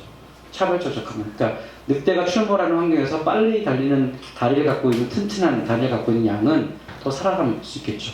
근데 그것만이 이제 끝이 아니라 그것이 대물림 돼야 되죠. 대물림 되지 않으면 그것이 그냥 반복될 뿐이죠. 대물림 돼야지만이 점점 더 튼튼한 다리를 갖고 있는 양들이 늘어나겠죠. 그래서 처음에는 그렇지 않았지만 맨 마지막에는 다 튼튼한 다리예요. 그리고 그래서 그게 너무나 큰 변화가 생겨서 교배가 불가능할 정도가 됐다. 그럼 종분화가 된 거예요. 이게 바로 자연선택 이론이에요. 얼마나 쉽습니까? 너무 쉽지 않아요? 그래서 사람들이 너무 쉬워서 믿지 않아요. 어떻게 이렇게 쉬운 이론이 자연계를 다 설명할 수 있지? 근데 그걸 왜 여러분 F는 MA 같은 공식을 얘기하지 않습니까? 이퀄 MC 스퀘어 너무 단순하잖아요? 우리는 그냥 그거 믿어요. 근데 이따 보시겠지만 우리는 자연선택 이론이 그렇게 우아함에도 불구하고, 우아하다는 것은 심플한 이론이 굉장히 다양한 걸 설명할 수 있다는 게 우아함이거든요. 그 우아함 이론임에도 불구하고 우리는 그게 사실이 아니라고 믿는 사람이 너무나 많습니다. 자, 이게 대물림이 이렇게 된 거고요. 그 얘기가 제 얘기가 아니라, 이 세 가지 조건이 제 얘기가 아니라, 다음에 보시면 자연선택에서 이런 얘기를 하죠. 종교교환 4장에 보면, 여러분 읽어보셨는지 모르겠는데 4장에 이런 얘기 나오죠. 제가 읽어볼게요. 만일 어떤 개체들에게 유용한 변이들이 실제로 발생한다면 그로 인해서 그 개체들은 생존투쟁에서 살아남을 좋은 길을 갖게 될 것이 분명하다. 변이들과 생존투쟁이 나오죠. 그죠? 그 차별적 적합도 조건이 나오는 거예요. 변이 조건이 나오고, 또한 대물림의 강력한 원리를 통해 그것들이 유사한 특징을 가진 자손들을 생산해낼 것이다. 대물림이죠. 그죠? 변이 조건, 차별적 적합도 조건, 대물림 조건이에요. 그렇다면 나는 이런 보존의 원리를 간략히 자연선택이라고 불렀다. 이렇게 얘기하죠. 자연선택에서 명확하게 얘기하고 있어요. 이게 챕터 4장인데요. 4장과 3장이 그래서 그런 의미에서 이 종회기원의 어떻게 보면 핵심 장입니다. 여러분이 1장을 읽다가 상당히 포기하기 때문에, 그래서 제가 사실은 추천드리고 싶은 거는 3장, 4장을 먼저 읽으시라는 거예요. 제가 팁을 드릴게요. 편법을 드릴게요. 종회기원을 완독하고 싶으시다면 1장부터 도전하지 마시고, 1장은 사실 우리한테는 별로 재미없는 얘기예요. 근데 그 당시 빅토리아 시대에 수많은 대중들한테는 너무 재미난 얘기였습니다. 그 당시에 빅토리아 시대의 문화를 보면요, 대중문화가 뭐였냐면 자기가 비둘기를 만드는 거예요. 자기가 원하는 모양대로. 그게 되게 유행이었어요. 놀이였어요. 그래서 개도 그렇게 만들었어요. 그래서 개 품평회 하면서 개랑 같이 걷는 거예요. 우아하게. 우리 개 얼마나 우아하게 걷는지 보세요. 같이 걷는 거예요. 그게 대단한 인기였어요. 그래서 여러분이 지금 기르는 개들의 대부분은 그 당시에 만들어진 개들이에요. 닥스훈트 뭐 이런 게 다 그때 만들어진 개들이에요. 그만큼 그 당시에는 육종이라는 것이 대중문화였습니다. 자, 그 문화를 다윈이 1장에서 얘기해요. 얼마나 재밌는 얘기입니까? 실제로 그래서 편집자가 다윈 종회기원의 드래프트를 보고는 1장, 2장만 남겨놓고 1장, 2장 정도가 너무 재밌고 나머지는 없애면, 좀 줄이면 대박이다, 이렇게 얘기했을 정도로 되게 재밌게 시작을 한 겁니다. 근데 오늘날 우리는 재미없어요. 그러니까 오늘날 문화를 우리가 또 존중해서 그냥 3장, 4장을 먼저 읽자고요. 그래서 핵심을 파악하고 다시 돌아가서 1, 2장을 읽으면 이해가 됩니다. 왜 왜 사육하고 재배하여서 이 변이들을 얘기했을까? 그러니까 우리가 만들어내는 변이들을 왜 얘기했을까를 이해하게 돼요. 그런 다음에 2장에서 그 변이들이 사실 자연계에도 존재한다. 그리고 그 자연계에 존재하는 변이는 더 다양하다. 이런 얘기를 하잖아요. 다 다양한데 자원은 한정되어 있으니까 생존 투쟁이 일어날 수밖에 없다. 3장이에요. 그래서 대물림과 합해서 이게 자연선택이라는 메커니즘이고 그걸 통해서 정교함과 다양성이 만들어진다. 이게 4장이에요. 이게 핵심입니다. 그리고 나서 5장은 변이에 대한 그 대물림에 대한 얘기니까 아까 뭐라고 했어요? 그 항상 추천한다고 했잖아요. 건너뛰고 그 다음에 7장인가요? 그 자기 이론에 대한 반론들을 자기 스스로 디펜스를 하죠. 그 다음에 14장 넘어가서 요약을 읽으면 일단 3, 4장, 그 다음에 1, 2장, 혹은 3, 4장, 그 다음에 7장, 14장 이렇게 넘어가시면 돼요. 자, 이게 우리가 종회교육 읽는 방식 중에 하나입니다. 여러분, 제가 어떤 물건이 있어요. 그럼 그 물건이 되게 복잡해요. 그럼 그게 어떻게 있겠어요? 더 복잡한 어떤 존재가 그걸 만들었겠죠. 이거 너무 직관적이에요. 이게 윌리엄 페일리라는 사람이 생각했던 신존재 증명에서 했던 그런 추론이에요. 유비 추론이죠. 근데 그게 너무 자연스러운데 다윈은 그걸 뒤집습니다. 아니. 굉장히 복잡한 거가 단순한 것부터 나올 수 있다니까. 그리고 그 나올 수 있는 그 메커니즘은 자연 선택에는 아주 기계적인 알고리즘적인 메커니즘이라는 거죠. 보세요. 다윈을 비판했던 사람입니다. 로버트 맥킨지라는 사람인데 이 사람이 종회교를 읽고 너무 이상한 거예요. 야, 이 사람의 멘탈이 되게 이상하다. 어떻게 이런 생각을 하냐. 이건 무슨 생각이냐. 그러면서 다윈의 그 추론을 자기가 재구성합니다. 무슨 얘기냐. 다윈의 얘기는 한마디로 완벽하고 아름다운 기계를 만드는데 그것을 어떻게 만드는지를 알 필요가 없다는 주장이다. 이 너무 이상하지 않냐? 완벽하고 아름다운 자연계를 생각해보세요. 이 자연계가 설계 없이 만들어진다는 거예요. 이게 말이 되느냐? 나는 비판합니다. 저는 다윈에 대한 비판으로서 이것만큼 전국을 찌는 비판이 없다고 생각해요. 사실은 그러니까 다윈의 기본적인 그 주장을 논증을 꿰뚫은 거죠. 맞아요. 그렇게 얘기한 거예요. 다윈의 주장은 그거였어요. 역발상을 한 거예요. 그래서 이건 정말 역발상이라는 얘기를 합니다. 다윈은 어떻게 덜 복잡한 것에서 기계적인 메커니즘에 의해서 완벽한 것이 나오는가. 여기는 네 표현대로 하면 사실 다윈도 완벽한 자연계가 완벽하다고 생각하지 않았지만 놀라운 정교함을 생각해 보자고요. 놀라운 정교함이 덜 정교한 것부터 나온다는 거예요. 이거 이상한 생각이라는 거예요. 그래서 여러분들이 지금 우리나라 사람들은 한 40%에서 30% 정도가 진화를 믿지 않거든요. 좀 정말 희한한 겁니다. 고등학교 때, 중학교 때 진화를 배우고 시험도 봐요. 근데 그런 시험은 맞아요. 근데 나는 믿지 않아. 라고 하는 사람이 40%예요. 그럼 F는 MA 중력법칙 배우고 시험도 봐서 맞았는데 시험장도 나와서 나는 근데 중력은 믿지 않아. 이렇게 얘기한다 그러면 이상하잖아요. 근데 진화에서는 유독 그렇다는 거예요. 왜냐? 직관적이지 않아요. 제가 보기엔. 좀 뭔가 이상해 보여요. 그래서 다행히 뭔가 혁명적인 발상을 했다. 여전히 위험한 생각이다라는 생각이 드는 겁니다. 이 관점에 따르면 우리가 뭐 이런 거 다 설명할 수 있어요. 자, 그리고 넘어가 보세요. 이런 얘기예요. 어떤 건물이 막 쌓아지는데 우리는 기준기로 쌓잖아요. 이게 정상이죠. 그러니까 덜 밑바닥에서 점점 올라가는 버트목으로 가는 게 정상이에요. 근데 다윈 이전의 서양 사람들의 창조론은 뭐냐면 이게 스카이훅이라고 하는 건데 이게 지금 공중에 둥 떠 있잖아요. 이렇게 해서 짓는다는 거예요. 이건 말이 안 되잖아요. 사실은 말이 안 되는 게 되게 직관적으로 보일 뿐이에요. 이거 스카이훅이라고 하는데 이거는 크레인이라고 하고 이건 데니 선생님이 썼던 비유인데 자, 약간 민감한 주제일 수 있는데 신이 자연계를 만들었다. 이게 창조론적인 생각이에요. 그죠? 유신론적인 생각이죠. 저는 개인적으로 진화론을 평생 공부하면서 먹고 사는 사람 입장에서 진화론은 더 깊이 공부할수록 이 세계관에 완전히 반대되는 거라고 생각합니다.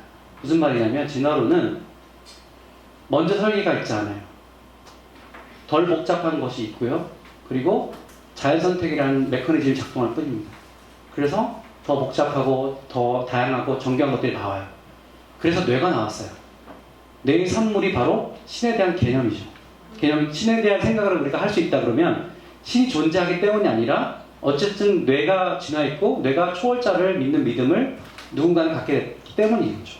이게 바로 진화론적인 생각이에요. 그러니까 어떤 분들은 모르겠어요. 여기도 그런 분들이 될지 몰라요. 어떤 분들은 진화와 신앙을 양립 가능하게 만들 수 있다라고 주장하는 사람이 있을지 몰라요. 저도 한때는 그랬거든요. 저도 유신진화론을 한 1년간 믿었었어요. 근데 제가 공부하면 공부할수록 이거는 양립 불가능한 것이다. 왜냐하면 유신론은 설계가 먼저 있는 거예요. 그런 다음에 그 설계에 따라서 만든 거죠. 근데 진화론은 설계는 산물이에요. 원래 원인이 아니라. 이게 양립 불가능한 거예요. 그래서 그럼 둘 중에 하나를 받아들여야겠죠? 저는 이걸 공부하는 사람으로서 또 지식을 되게 중요하게 생각하는 사람으로서 내가 가치 있다고 생각했던 신앙마저도 이건 버려야 될 이유가 있다고 생각했던 거예요. 뭐 각자 생각은 다를 수 있습니다만 저는 양립 불가능하다고 믿습니다. 자, 그래서 데니 선생님은 이렇게 얘기를 하는데 한마디로 말하면 제가 그런 생각을 해봤어요. 종이경을 내고 번역서를 내고 이게 얼마나 중요한 책이라고 얘기할 수 있을까?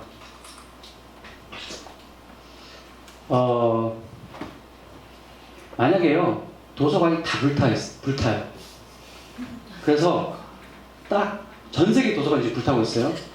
딱 한 권의 과학책만 구할 수 있어요. 자, 그러면 어떤 책을 구해야 할까? 제가 상상을 해봤어요. 뉴턴의 프린키피아를 구해야 되나? 아니면 코페르니쿠스의 천구의 회전에 관한을 구해야 되나? 아인슈타인의 상대성 이론 관련된 논문을 구해야 되나? 생각을 해봤어요. 근데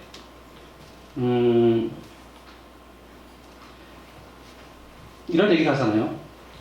수많은 이론들이 있지만 왜 자연선택 이론, 진화론이 정말 위대하냐면 진화론은 어떻게 생명이 진화했는지, 무생물에서 생명이 진화했고 생명들이 어떻게 다양했는지 정교했는지 설명하잖아요. 그리고 인간에 대해서 설명합니다. 여기 그 청중 중에 전중환 교수가 계신데 진화심리학자죠. 진화심리라고 하는 것은 어떻게 인간의 마음이 자연선택에 의해서 설계되었는가, 자연선택에 의해서 만들어졌는가를 얘기하잖아요. 어떤 이론이 무생물부터 생물, 생물로부터 인간이 만들어내는 어떤 사상까지를 얘기할 수 있는 이론이 뭐가 있겠어요? 물리학은 기껏해야 물질에 대한 얘기예요. 여기 물리학자 안 계시죠? 김상욱 교수 오면 좀 반대할 텐데 물리학은 펀더멘탈이긴 하지만 사실 우리 인간의 세계랑 자연의 세계, 이 생물의 세계는 접근 불가능해요. 근데 진화론은 무생물로부터 어떻게 화학적인 DNA가 어떻게 생명 현상을 만들어내고 그것이 어떻게 수많은 다양성을 만들고 정교함을 만들어내고 인간까지 왔고 인간의 뇌를 만들었고 등등 이 물질 세계부터 생명의 세계, 인간의 세계, 인간이 만들어낸 세계까지 통합적으로 설명할 수 있는 정말 통섭적인 이론이죠. 그래서 저는 결론으로 그래 종의 기원을 구하면 되겠다 이런 생각을 하게 됐습니다. 여러분 모든 책이 불타도 이 책은 살아남는다는 거. 네. 자, 그래서 또 한 가지는 우리가 약간 그렇게 중요한 것처럼 보이진 않지만 그래서 저는 되게 재미있는 부분이라고 생각하는 게 이 종의 기원은 변이의 재발견이다라고 얘기하고 싶어요. 변이 조건이 아까 중요한 조건이었죠. 변이는 그렇게 중요하지 않았어요. 변이는 다르다는 얘기잖아요. 뭔가로부터 이탈한 것 같은 느낌이에요. 중심이라고 하는 개념이 없어요. 서로 다른 거예요. 서로 다른 거. 다양성의 중요성. 성이 진화하는 것도 결국 다양성 때문에 만들어진 건데 그런 것들이 바로 이 진화론이 갖고 있는 생각이라는 거죠. 철학적으로도 되게 중요하다는 얘기를 말씀드리고 싶습니다.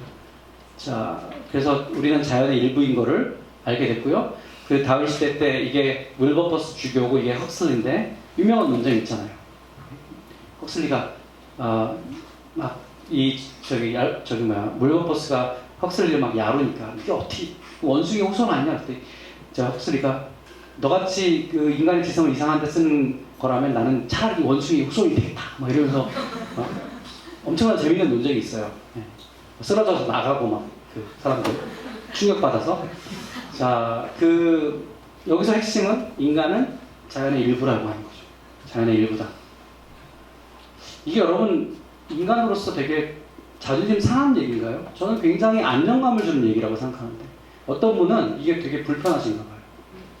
특히 신앙을 갖고 있는 분들은 이거는 우리는 얼마나 독특하고 이 신이 만들었는데 라고 생각하는데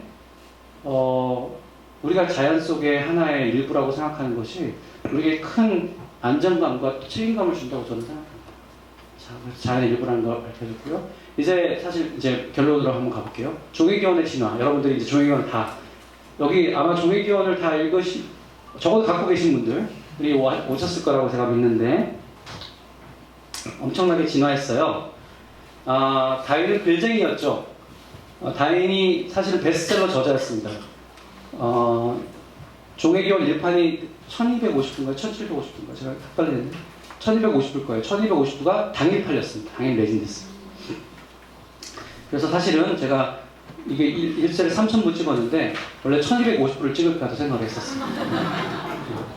네, 1세는 매진됐습니다. 우리도.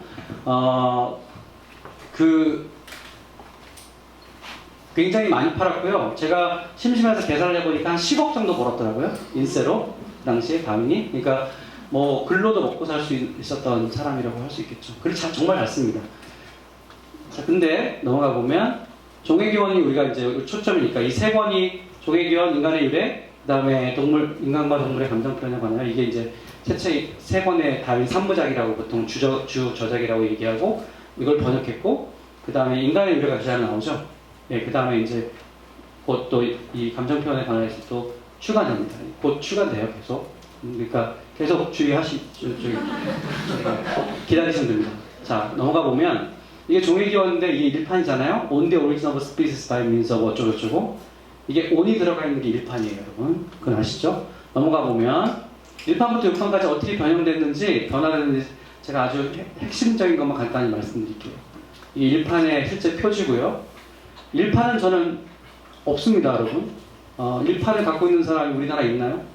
없죠. 예. 이거는 아주 희귀본이죠. 1판 진짜 1250부 중에 한 권이니까. 예. 근데 저기 인터넷은 다 올라와 있어요. 공짜로 다 여러분들 PDF도 볼 수가 있어요. 넘어가 보면 자, 1판은 1859년 11월 24일 날 찍었고요. 2판이 1860년 1월 달에 나왔어요. 그러니까 사실은 1월 7일 날 나왔으니까 이게 가장 매진된 다음에 완판된 다음에 바로 찍은 거죠. 그래서 한때는 2판이 가장 정확한 판이다. 2판을 번역해야 된다. 이런 얘기도 있었어요. 왜냐하면 어쨌든 이 기간 동안에는 오탈자 정도 고쳤을 테니까 1판의 내용을 그대로 담으면서 오탈자 정도로 고쳤을 테니까 1판보다는 교정교육을 더 본 2판이 더 나을 거라고 생각했던 거예요. 근데 연구를 해보니까 이것도 평생 연구하신 분 계시거든요. 1판부터 6판까지 어떻게 변했는가 연구해보니까 2판이 상당히 변했습니다. 그 사이에 엄청 또 바꾼 거예요. 그 중에 아주 대표적인 게 이런 겁니다. 이게 여러분 종회기원의 1판의 마지막 문단이거든요. 여기에 빨간 글씨가 1판에는 없어요. 2판에만 있습니다. 그러니까 여러분 혹시 책 갖고 계시나요?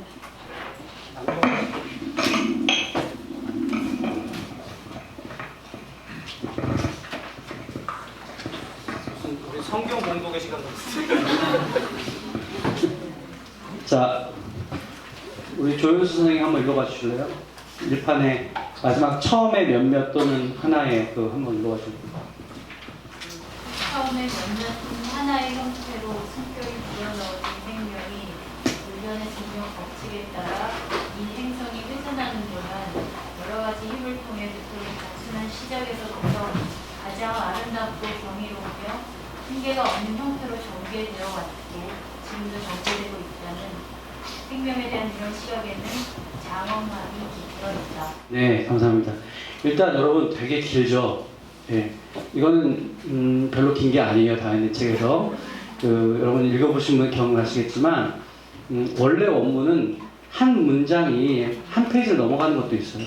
콜론에 세미콜론에 등등등 해가지고 뭐 하이픈에 너무 힘들었어요 번역하기가. 근데 적당히 지금은 잘라야 되거든요. 그래서 그걸 어디서 자르는가도 되게 중요한 문제였어요. 그러니까 여러분이 사실 읽으시면서 짜증나는 때가 있을 거예요. 그거는 다윈에게 뭐라고 하세요. 네. 물론 번역자가 잘해야 되지만 또 너무 자를 수는 없거든요. 적당히 자른 거거든요. 근데 여기 보시면 there is grandeur라는 표현이 나옵니다. 예, grandeur, 현대차 grandeur 그거예요. 장엄함. 기가 막히게 잘 지은 이름이에요. 그 현대차가. 장엄함이 깃들어 있다. In this view of life. This view of life가 생명에 대한 이런 시각이에요. 이거는 Natural History라고 하는 매거진에 스티븐 제이 골드라는 사람이 평생 에세이를 썼거든요. 근데 그 에세이의 제목이 This View of Life예요. 지금 돌아가셨지만 그래서 다윈의 이 구절을 가지고 쓴 거예요. 생명에 대한 이런 시각에는 장엄함이 깃들어 있다. 이게 맨 마지막 문장이고 여기 보시면 evolved라는 단어가 한 번 나와요. evolve라는 단어는 종의 기원을 딱 한 번 등장합니다. 맨 마지막 단어예요. 이것도 되게 놀랍죠. 종의 기원 하면 다 진화하면 evolution인데 evolution의 말 자체는 나오지 않고요. evolution의 동사인 evolve라는 단어가 딱 한 번 나오는 것 뿐이에요. 그래서 왜 evolution이라는 단어를 안 썼을까? 역사학자들에 따르면 다윈은 evolve라고 하는 단어를 별로 쓰고 싶지 않았어요. 왜냐하면 evolve라는 것은 원래 정해진 바대로 꽃이 예를 들어 이렇게 잎이 만기가 되듯이 이렇게 펴지는 것, 어떤 정해진 방향으로 펼쳐짐이라고 하는 뜻을 담고 있대요. 영어의 connotation, 영어의 어떤 그 의미예요. 우리는 잘 의미가 좀 다르지만 영어에서는 evolve라고 하는 단어, evolution이라고 하는 단어는 펼쳐짐, 어떤 목적대로 펼쳐짐이라는 뜻이에요. 그러니까 다윈은 그런 얘기를 하고 싶지 않았던 거예요. 그게 어떤 진보의 의미를 담고 있잖아요. 어떤 한 방향으로 간다는 뜻이잖아요. 다윈은 한 방향으로 가는 게, 진화는 한 방향으로 가는 게 아니라는 것을 다윈은 알고 있었기 때문에 쓰고 싶지 않았던 단어예요. 근데 어쨌든 꾸역꾸역 일단 여기선 썼어요. 그래서 이걸 어떻게 번역을 해야 될까 고심을 엄청 했습니다. 사실 솔직히 말씀드리면 이 책 출판하기 3일 전에 고쳤어요. 처음에는 진화된다라고 하다가 이건 진화라고 번역하면 안 될 것 같고 다윈이 되게 그걸 쓰기 쉽지 않았으니까 그냥 원래대로 그냥 펼쳐짐의 뜻으로 전개되다라는 표현을 쓴 거예요. 그래서 아마 다른 번역들을 보시면 일판이 우리나라에 두 종이 나와 있거든요. 이미 다른 그걸 보시면 거기 그냥 진화라고 번역을 한 걸로 알고 있고요. 그리고 이 In This View of Life 이걸 번역하는 것도 되게 중요한 번역이라고 생각했습니다. 이렇게 하는 이 생명에 대한 이런 시각, 이게 장엄하다는 거거든요. 그래서 근데 거기에 여기서 보세요. By the Creator라는 표현을 슬쩍 집어넣어요. 2판부터 이미 1판 내고 충격을 좀 본 거예요. 이게 기독교권이 굉장히 반론이 심할 수도 있겠다라고 생각했던 것 같아요. 그래서 슬쩍 집어넣습니다. 그게 1판이고요. 2판이고요. 그 다음에 보시면 그 다음부터 온이 빠집니다. 그러니까 오리진 오브 스피시스라고 우리가 알려져 있죠. 온이 빠져서 3판부터 쫙 온이 빠지고요. 그래서 그냥 오리진 오브 스피시스 되고 히스토리컬 스케치라는 부분이 있는데 3판부터 맨 서문처럼 앞에 옵니다. 그러면서 무슨 얘기를 하냐면 내 앞에 종이 변한다는 생각을 한 사람이 내 앞에도 33명이나 된다. 이런 표현을 쓰고 있어요. 그 다음에 5판에서야 적자생존. 우리가 진화론 하면 적자생존이 떠오르잖아요. 그 적자생존이 스펜서의 허버트 스펜서라는 철학자의 용어였는데 그 용어를 울며 겨자 먹기로 5판부터 씁니다. 스펜서가 좀 다윈에게는 미웠던 사람이에요. 왜냐하면 자기 이론을 막 하는데 자기를 인용하면서 사람들이 그러니까 약간 왜곡되게 인용하면서 왜곡되기보다는 다윈을 인용하면서 자기 얘기를 했던 사람이에요. 내 철학을 지지해주는 증거다 그러면서 이거에 다윈의 생각에 따르면 이어다 이렇게 얘기했던 거죠. 그러면 이제 뭐 나는 그게 원래 아니다라고 얘기할 수도 있는데 다윈은 그냥 묻어가는 전략을 취했어요. 어떤 의미에서는 또 5판부터 적자생존 개념을 쓰게 됐고요. 그 다음에 6판이 마지막 판이에요. 그러니까 총 5판을 가는 거죠. 사실 이것도 흔한 일은 아닙니다. 어떤 저자가 책을 내고 나서 판을 5번 간다는 건 쉽지 않아요. 근데 판을 5번을 갈면서 계속 수정을 합니다. 마지막 한 번이고요. 그동안 우리가 종회기원을 한국에서 읽었을 때는 지난 3, 4년 전까지만 해도 다 마지막 판이었어요. 왜냐하면 좀 죄송한 얘기지만 일본어 판을 중역을 많이 했는데 그러다 보니까 무슨 말인지 잘 모르는 게 많았어요. 일본어가 주로 이 6판을 가지고 번역을 했거든요. 그래서 6판이 제일 많았고 수정을 많이 가했습니다. 챕터도 하나 늘어났고요. 그 다음에 여기서 비로소 진화라는 단어를 씁니다. 원래 1871년에 인간의 유래라는 책에서 다시 쓰기 시작했어요. 진화라는 단어를.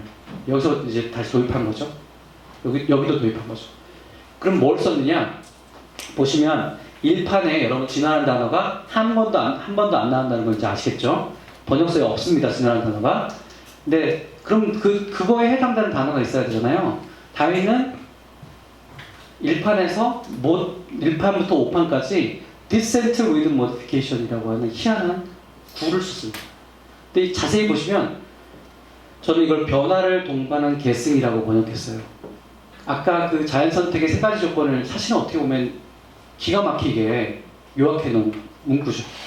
그래서 사실은 다윈이 제가 보기에는 자기의 이론을 한 문장으로 만들지 않고 이렇게 어떻게 보면 펼쳐 보임으로써 그것이 어떤 요소들을 갖고 있는지를 보여주려고 그냥 하지 않았을까 이렇게 꿈보다 해몽을 해보는데 어쨌든 그렇습니다. 뭐 최혜천 선생님은 왜 이거를 한 단어로 만들지 못했을까? 진화를 에볼루션이라는 단어를 쓰기 싫어하면 뭐 이상한 단어를 하나 만들지 했어야 되는데 왜 그러지 않았냐? 되게 불만이다 그렇게 말씀하셨는데 저는 이 단어는 충분하지 않았나 그런 생각을 해봅니다. 자 그리고 재밌는 것은 자연선택만이 아니라 심지어 용불용설도 받아들이죠. 이때로 가면 조금 제가 죄송한 표현으로 하면 너덜너덜해졌어요. 종회기원이 1판하고 완전히 다른 판이었어요. 너무 진화했어요. 거의 종분화가 될 정도예요. 왜냐하면 이때 무슨 표현을 쓰냐면 네이처의 편집장에게 편지 쓴 게 남아있는데 내가 언제 자연선택만 주장했냐. 나는 용불용설도 되게 중요하다고 얘기했다. 이런 식으로 편지를 씁니다. 그건 왜냐하면 복잡한 것이 정말로 나올 수 있는가 해서 끊임없이 사람들이 반론을 제기했거든요. 한 발 계속 물러나는 거예요. 그래서 자연선택도 거기에 작용하지만 용불용설도 작용하고 뭐도 작용하고 이렇게 누더기를 만들었어요. 나중에는 다윈의 친구들이 야야야 너 왜 그래? 그냥 네가 원래 하던 주장해. 그렇게 편지 쓴 것도 있습니다. 자 이게 6판까지 한 거예요. 넘어가 보면 자 실제로 이 비교도 해보면 5판에서 6판 가면서 예를 들어 이 페이지가 2페이지가 됐고 그 다음에 여기서 이런 얘기가 나온다 이런 분석한 사람도 있고요. 넘어가 보면 이게 1판의 그 챕터 제목들이거든요. 잘 보세요. 제가 비교를 해드릴게요. 이게 챕터 4가 내추럴 셀렉션으로 되어 있죠. 그 다음에 넘어가 보시면 챕터 14까지 되어 있죠. 그죠? 이게 1판이에요. 6판을 한번 볼게요. 6판은 챕터 4가 뭐라고 되어 있냐면 내추럴 셀렉션하고 또한 서바이벌 오브 더 피리스트 적자생존이라고 되어 있죠. 이렇게 제목부터 일단 좀 스펜서 용어를 따랐고요. 또 보시면 챕터 이게 7이죠. 7이 생겼어요. 여기 보시면 자연선택 이론에 대한 어떤 그 미셀러니어스한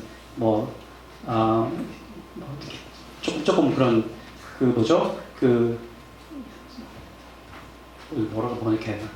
그 별로 큰 거 영할 거 없는 그런 비판들 뭐 이런 거예요. 작은 비판들 이런 것들을 하고 그동안 이제 비판받아왔던 것들 정리해서 또 답을 잡니다.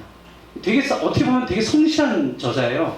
자기에 대한 비판들을 막 첫 일파를 보면 가상의 비판을 합니다. 내가 이런 펼쳤는데 그럼 사람들이 이렇게 비판할 것인데 나의 답답은 이거야. 야, 이거 굉장히 공정해 보이죠. 이거는 어떻게 보면은 되게 요즘 논문을 그렇게 써야 돼요.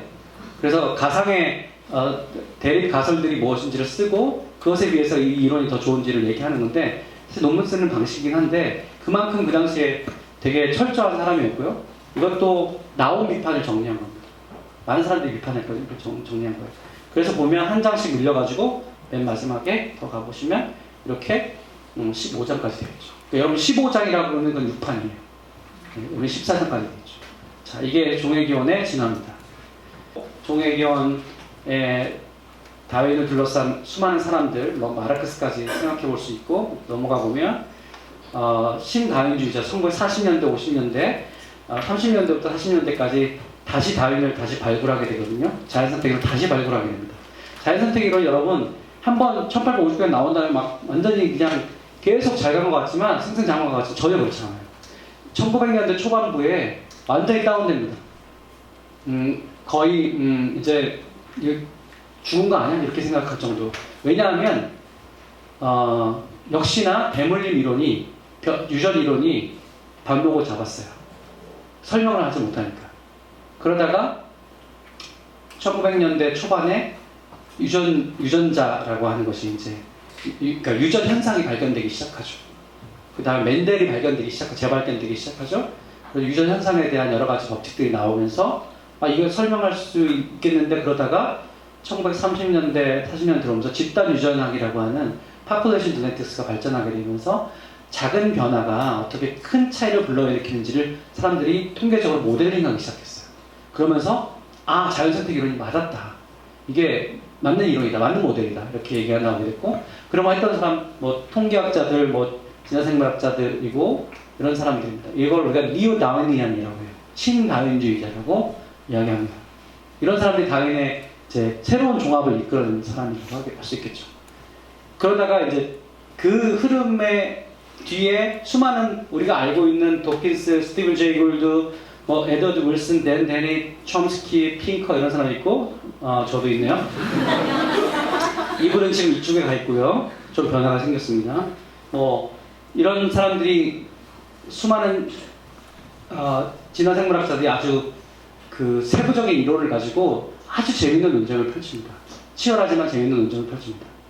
그 논쟁을 보고 싶은 사람은 다윈 시트를 읽으시면 되고 자 그래서 이제 오늘날도 계속 논쟁이 진행되고 있는 부분들이 있어요. 마지막으로 결론을 짓겠습니다. 그러면 이제 지금 어떻게 종회기원이라는 것이 어떤 배경에 나오게 됐는가, 다윈은 어떤 사람이었는가, 종회기원의 파괴적인 그 핵심 이론은 무엇인가, 그리고 그 이론이 어떻게 진화했는가, 그리고 어떻게 그 이후에 발전을 한번 굉장히 빨리 봤다 그러면 맨 마지막으로 이제 왜 궁극의체인가를 보겠습니다.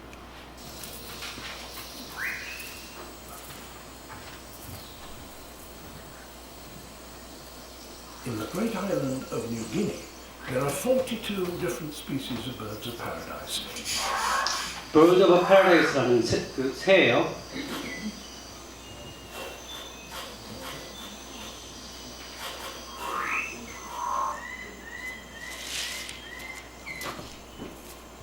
All is ready.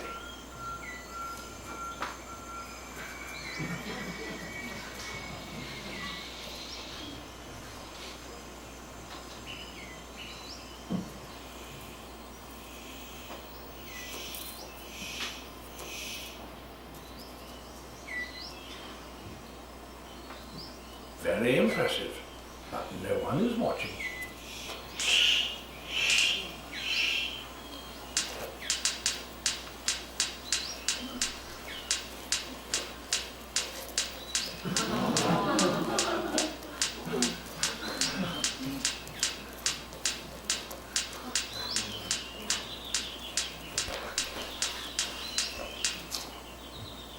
She retires to consider her verdict.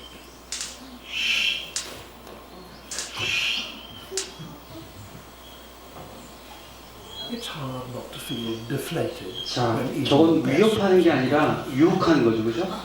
네. 남자들이 보면 되게 짠한 풍경이에요. 정말 온갖 짓을 다 해서 그 암컷을 유혹하려고 하는 거죠. 근데 쿨하게 그냥 가는데 자, 여러분이 저 광경을 처음 보는 사람이라고 생각해 봅시다.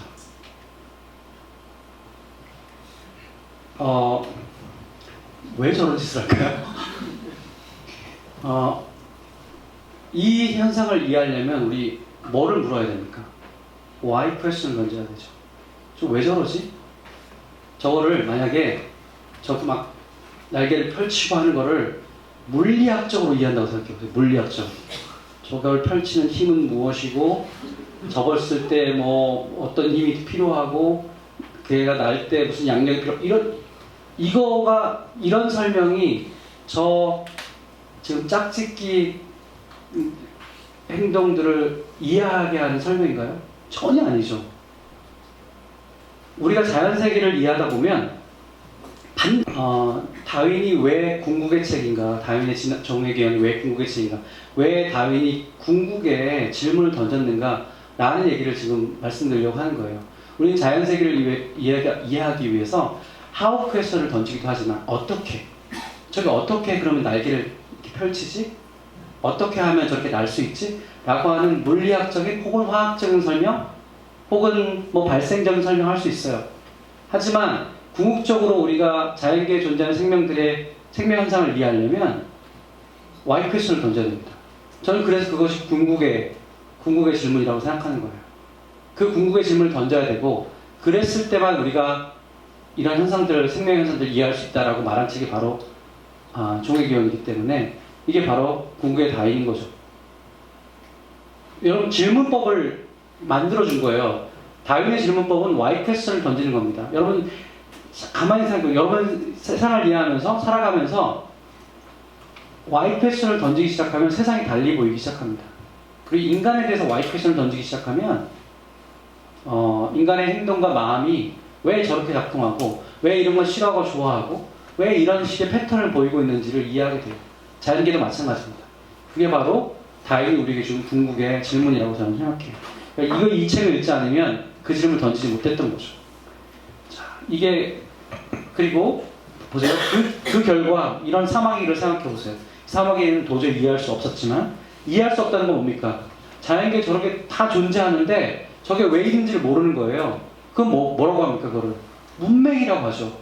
우리가 텍스트를 읽어요. 그 의미가 뭔지를 모르면 그건 문맹이잖아요. 못 읽는다? 그것도 문맹이죠. 우린 자연계에 대해서 다윈이 없었다면, 종의기원이 없었다면 우리는 문맹인 거죠. 얼마나 고마운 겁니까? 얼마나 혁명적인 겁니까? 근데 우리는 마치 다윈이 없었던 것처럼 살고 있어요. 우리 현실을 보세요. 진화론을 믿는 사람이 45%에 불과하고요. 모르겠다는 것도 23%고요. 창조를 믿는 사람들이 32%랍니다. 갤럽 조사에 한 5년 전, 10년 전 얘기예요. 5년 전 얘기입니다. 이건 진짜 심각한 거죠. 이걸 믿는 사람들은 뭐냐면 이 세계를 그냥 존재하는 거라고 믿는 거예요. 설명이 필요 없다고 생각하는 사람들이죠. 다윈은 그거를 도전하고 있습니다. 그렇기 때문에 위험한 책이에요, 여전히. 여러분, 다윈을 읽고 난 세계를 보는 눈이 달라지지 않았다 그러면 여러분 다시 읽으세요. 별할 때까지 읽으세요. 세상을 달리 보게 만드는 책입니다. 저는 마지막으로 이걸 보면서 정말 세상을 달리 보게 됐는데, 여러분, 이게 인간이에요. 현재 시점에 수많은 나뭇가지 종들 중에서 한 작은 가지에 불과하다는 이 사실을, 그리고 이 가지에 연결되기 위해서 수많은 예를 들면 6,500만 년 전 아닙니까? 공룡이 멸절하지 않았으면 우리가 없는 거잖아요. 이 우연이 쌓여서 만들어진 우리의 인생, 이 팩트, 이 사실 자체가 우리를 해방시켜주는 요소가 있어. 우리가 별거 아니구나. 우리가 아둥바둥 싸울 필요가 없구나. 우리도 그냥 훅 갈 수 있구나. 라고 하는 생각을 갖게 만드는 건 진정한 겸손으로 가는 길이라고 저는 생각합니다.